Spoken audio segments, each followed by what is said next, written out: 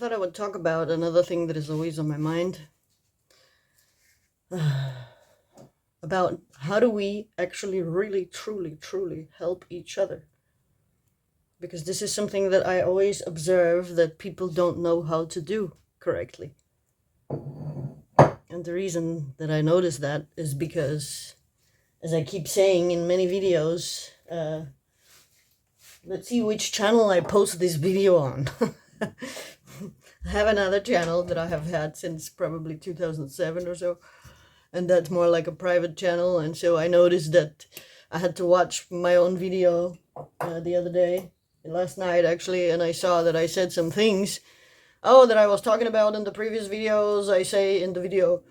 And then I realized, oh my God, you idiot, Mila, but you you actually posted this video on the channel where these videos are not on that channel. So that was a bit of a bummer. My chaotic mind is what that is. But what I have been very good at my entire life was always understanding people, empathy. I grew up with a father who was tormented because he lost the love of his life, my mother, shortly after I was born. So that just made it a little more worse, of course. So I grew up as someone who was basically exposed to the kind of things and situations and stuff that basically grew my empathy from early age. And living internationally and having my grandma as my favorite human, all these many little components caused that I was exposed to so many different things and the facts of life very early, and some facts of life, right? How hard the adults have it and all those kind of things. And so there's lots of things that basically grew my insight, grew my empathy. At least this is the way that I look at it. This is the way that I explain it to myself. But so it happened somewhere in my teens, around 17, 18, it became really, really intense around that time that everyone was coming to me. I always had my own pains and problems and disappointments, and this is always there, right? Because you live in this world, let's just put it like that. but everybody was coming to me all the time. My place was a gathering place, and many people just came to hang out. I also lived right in the center of everything. It was a wish I made, and it came true. To live in the center of everything that was all the locations that were, my locations in life at that time. And yeah, it came true. And yeah, so my place was the gathering place. It was the place that maybe half of the people came just to hang out and meet each other, and and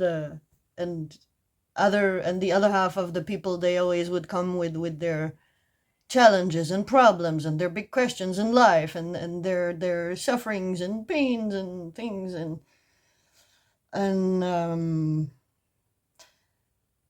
so that's when it started, and so that has been a theme on the sideline of my life, one of my themes of things ongoing throughout my life, that's something that I'm very good at.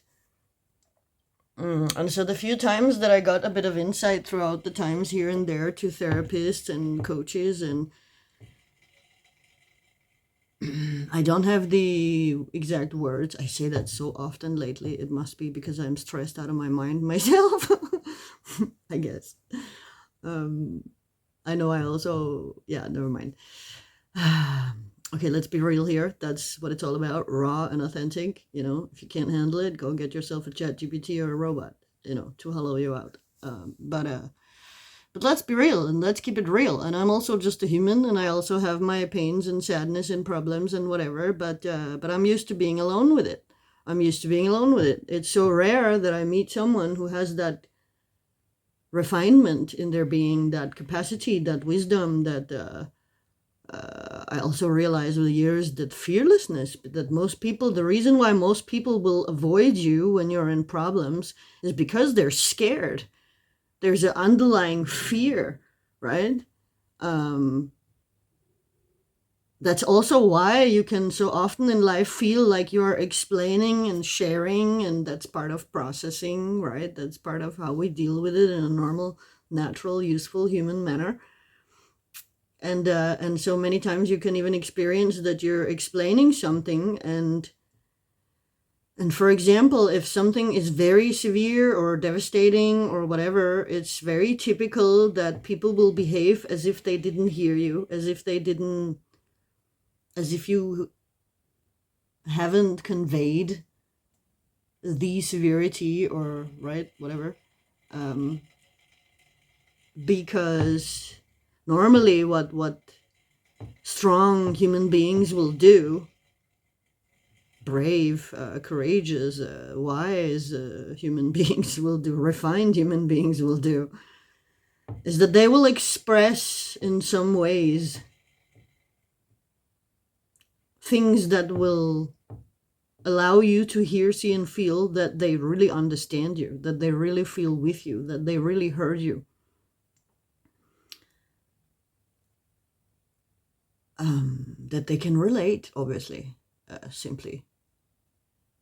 But what I always witness throughout life is that most people do not even dare to try to imagine that most painful thing or most severe thing or whatever it is you're going through.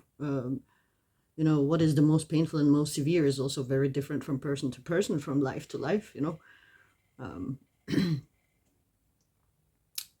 So overall, what I'm witnessing in this world always is that generally people do not know how to be there for each other. And then you have sort of like something that is more like an illusion of someone being there and being a good friend, and that would be just words. But they never actually do anything that really moves the way you feel, really. Maybe momentarily, and you kind of get your hopes up or something because you sense as if there's an understanding and compassion, but then they never do anything, or then they never check on you, or then whatever it may be, right? And so that sort of adds to the pain, it adds to the emptiness and the devastation, and whatever it is you may be going through, these scenarios add to that. And what I find so ironic is that it's actually so easy to help each other. And I have to say that there is no terrifying thing in trying to empathize with someone who's going through, people died, or you lost your job and your home, and oh my god, you're on the homeless and have to sleep on somebody's sofa, or whatever extreme things we can imagine, right?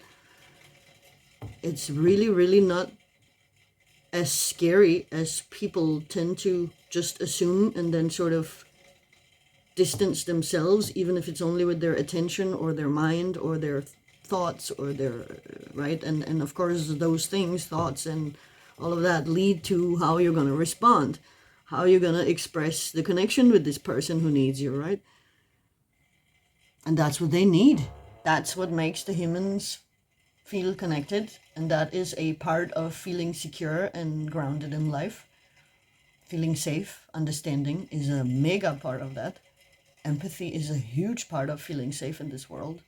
Just even in normal conversations about, say the state of the world, or opinions or whatever, the fact that others or some other can see at least a bit of what you're seeing has a psychological effect on us as human beings who should be connected and who are in our nature somewhere somewhat tribal.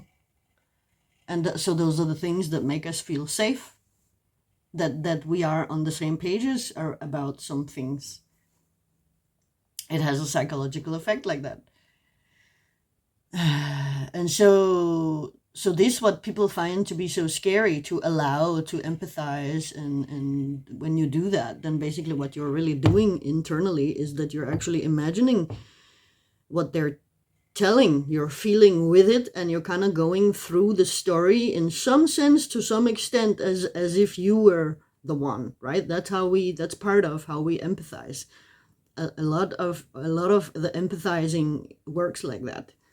And that is where people seem to be like blocking off and basically being in fear, as if, this is what I want to address, right? As if you forget that it's not your problem. You're not the one in this situation. And just because you're sitting there empathizing is not gonna like make that happen in your own life. you know I mean, that is such an illusion. That is again where the hijacked spirituality and all that kind of stuff comes into the picture, because those are the ones that are filling people's minds with the idea that whatever you think of and whatever you occupy your mind with and whatever you may visualize or see for you and feel and whatever, that this is going to manifest things in your life. Yeah, okay, there is a bit to that, but the way that they present it, that's not exactly how it works.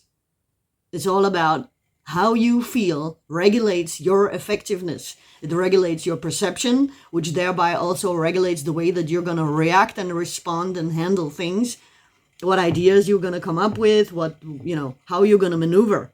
That's much more the reality of things than, oh yeah, that you just visualize something and you're listening and you're empathizing and the story is so bad and oh, everybody died and the house burned down and the company is dissolved and oh, they're homeless now. And just because you sit and empathize with something like that's gonna then all happen to you. Like, hello? No, that's not how it works. That's not how it works. If it's gonna happen to you, it's gonna happen to you regardless. If that's on your path, if that's, it's the contrary. It's the contrary. This adds to our wisdom. When we go through things with each other, we learn, we grow, we get insight, we become stronger, we become wiser. Our horizon expands, all those enriching, very, very powerful natural things. And so, stress kills. We all know that. And it doesn't matter if it's just a little heartbreak. It doesn't matter if it's just that somebody made an argument to you or made bad comment to you and you suddenly feel like, oh, I'd never thought of that. And suddenly now you're so conscious about something about you or whatever, that it's just a perception of somebody. The smallest things can really affect us and make us feel uneasy and uncomfortable, and instead of the safe and secure and grounded and all of that. And so that is all stress of different sizes. Just the fact that you have to get up and do things every day, most people do, that most of us don't want to do, that as well is stress, because it feels bad, and to then desensitize to be able to just cope with all these things. Okay, yeah, it makes life so nice and much easier, it does. But what does it also do? It also desensitizes you in the sense that it hollows you out. It disconnects you with your origin, with your soul, with your source, spirituality out the window. And then you can go in your ashrams and you can go in your whatever. And then it's illusions. Desensitizing is the number one thing that we should not do. If anything, balance it out with humor. For example, balance it out with good friends. Balance it out with a good holiday. Balance it out with whatever, but do not ever desensitize. This is how you disconnect from origin, hollow out. And what kind of energies do you think invade that hollowness? Yeah, let's not even go there on this one. But it is so easy to help each other. It's actually very easy. There are very little things, right? For example, rule number 1, do not give uninvited advice. Uninvited advice, instead of listening and showing understanding, feels very much the same as criticism does. And so what people need when they are hurting, suffering, and stress, and whatever kind of stress, what people really need is that connection feeling. They need to feel heard, understood, empathized with. They need to have their reality validated, not undermined, not brushed away. This is where I should have a board to draw on it right now. So, okay, maybe I will get that eventually. But mostly I think it just seems so needless. But actually, yes, imagine that you have a sack of undealt with issues, right? Like you have a sack of food or things that you use up, that you use them, and like that there is less and less of it. And so with all the stress factors, it's exactly the same. And it doesn't matter if we're talking about what you call trauma, what you call whatever kind of suffering, whatever kind of stress, it doesn't matter. You have a sack of it because it's being undermined, because it's not allowed to be processed, because, oh no, negative, negative, only speak positive, only think positive. I'm just simplifying everything, right? So there is this sack, right? And it's like, maybe we could say this sack is sitting on your shoulders even. However it will be for the individual. And so this thing is filling up, and it's becoming heavier, and it's burdening your system. It's depleting your energy, which is then depleting the health of the body. It's burdening, it starts burdening somewhere for the different bodies, which then burdens more places of the bodies, because it all works together. And there are variations of this, but this is really what's happening, literally and energetically and psychologically, and etc. and so on. And so this sack of stuff is just growing and growing because it's never being used.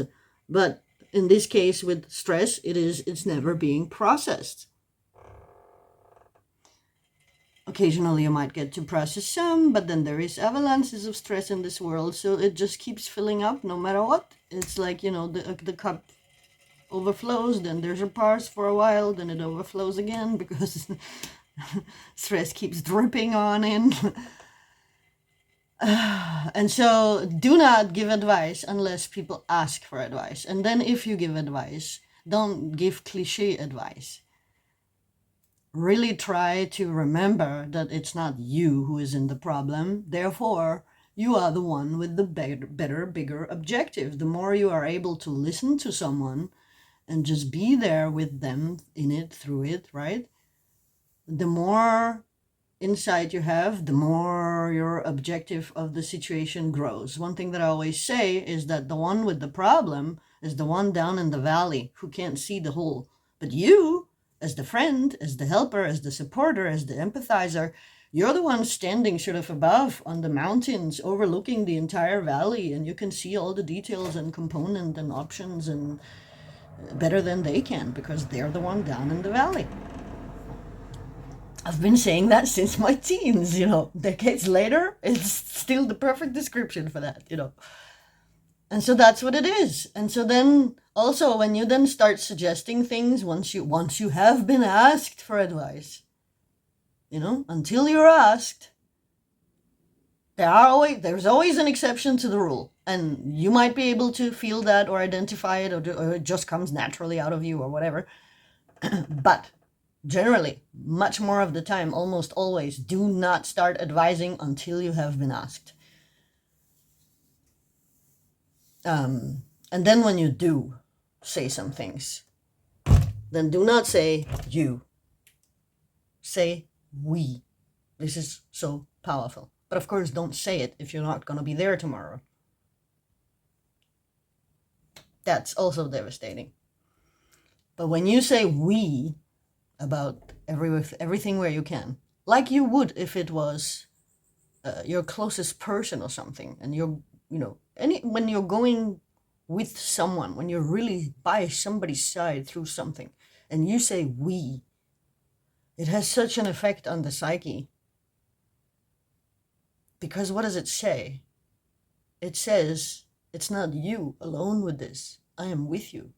We are going to figure it out. We, or whatever the sentence might be, right?